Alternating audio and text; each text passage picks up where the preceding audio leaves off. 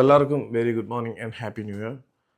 ഇതുവരെയുള്ള നഷ്ടങ്ങളെയൊക്കെ കുറിച്ച് എല്ലാവരും വിട്ട് കളഞ്ഞിട്ട്, നഷ്ടങ്ങൾ എല്ലാവർക്കും ഉണ്ടായിരിക്കും. പോയ വർഷത്തിൽ എല്ലാവർക്കും എല്ലാ തരത്തിലുള്ള നഷ്ടങ്ങൾ ഉണ്ടായിരിക്കും. എനിക്ക് നഷ്ടമുണ്ട്.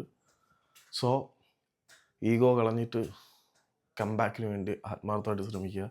അതാണ് ഈ വർഷം എനിക്ക് നിങ്ങൾക്ക് തരാനുള്ള ഒരു ഉപദേശം. ഞാനും ഈ പ്രാവശ്യം ഈഗോ ഒക്കെ മാറ്റി വെച്ചിട്ട് കംബാക്കിന് വേണ്ടി എഫേർട്ട് എടുക്കണം എന്ന് വിചാരിക്കുന്നുണ്ട്. നടക്കുമോ ഇല്ലയോ എന്നറിയത്തില്ല.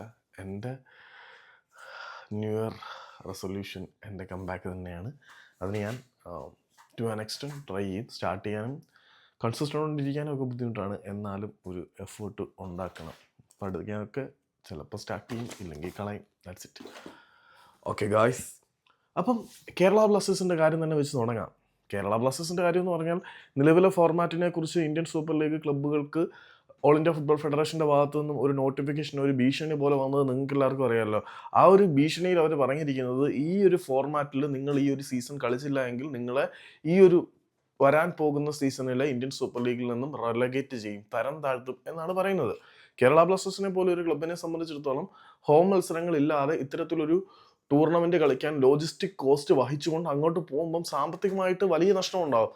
40 കോടിയിലേറെ രൂപയുടെ അധിക നഷ്ടം ഉണ്ടാകുന്നത് കൊണ്ട് കേരള ബ്ലാസ്റ്റേഴ്സ് പോലെയുള്ള ക്ലബ്ബുകൾക്ക് അങ്ങോട്ട് പലായനം ചെയ്യുന്നതിന് ചെറുതല്ലാത്ത ഒരു ബുദ്ധിമുട്ടുണ്ടായിരിക്കും എന്നുള്ള കാര്യത്തിൽ യാതൊരു സംശയമില്ല.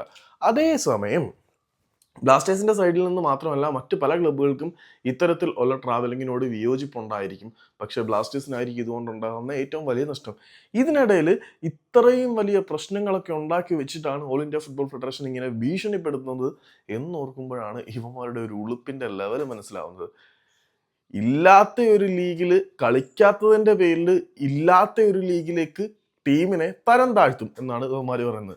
ഇന്ത്യൻ സൂപ്പർ ലീഗ് നടക്കുമോ ഇല്ലയോ എന്നുള്ള കാര്യത്തിൽ ഇപ്പോഴും ഉറപ്പില്ല. കൃത്യമായിട്ടുള്ള ഫോർമാറ്റിന്റെ കാര്യത്തിൽ ഇവന്മാർ ഏകപക്ഷീയമായ ഒരു നിലപാടെടുത്തുകൊണ്ടാണ് ഇല്ലാത്ത ഒരു ലീഗ് എന്ന് പറയുന്നത്. ഇല്ലാത്ത ഒരു ലീഗിൽ പങ്കെടുക്കാത്തതിന്റെ പേരിൽ ആ ഒരു ടീമിനെ ഇല്ലാത്ത ഒരു ലീഗിലേക്ക് തരം താഴ്ത്തും എന്നാണ് പറയുന്നത്. അതായത് second division league I league തന്നെയാണോ, അതെങ്ങനെ ഓർഗനൈസ് ചെയ്യും എന്നുള്ള കാര്യത്തിലും ഇവർക്ക് ഉറപ്പില്ല. അപ്പം ഏത് ലീഗിൽ നിന്ന് ഏത് ലീഗിലേക്കാണ് തരം താഴ്ത്തുന്നത് എന്നുള്ളതാണ് പ്രധാനപ്പെട്ട സംശയം. മര്യാദയ്ക്ക് സ്മൂത്തായി ടഫസ്റ്റ് ഡീൽ നടത്തിക്കൊണ്ടിരുന്ന ഇന്ത്യൻ സൂപ്പർ ലീഗിനെ ഈ ഒരു അവസ്ഥയിലേക്ക് എത്തിയിട്ട് ധാർഷ്ട്യം കാണിച്ച് ക്ലബ്ബുകളെ ISL ഓർഗനൈസ് ചെയ്യാൻ സമ്മതിക്കില്ല, ഞങ്ങൾ തന്നെ ഓർഗനൈസ് ചെയ്യും എന്ന് പറഞ്ഞിട്ട് സ്പോൺസറെ കണ്ടെത്തി തരുമോ എന്ന് ചോദിച്ച് ക്ലബ്ബുകളോട് തെണ്ടിയ ഈ കോമാളികൾക്ക് ടീമുകളെ വിലക്കും എന്നൊക്കെ പറഞ്ഞ് ഭീഷണിപ്പെടുത്തണമെങ്കിൽ ചില്ലറ ഉളുപ്പൊന്നും അല്ല വേണ്ടത്. ഓക്കെ.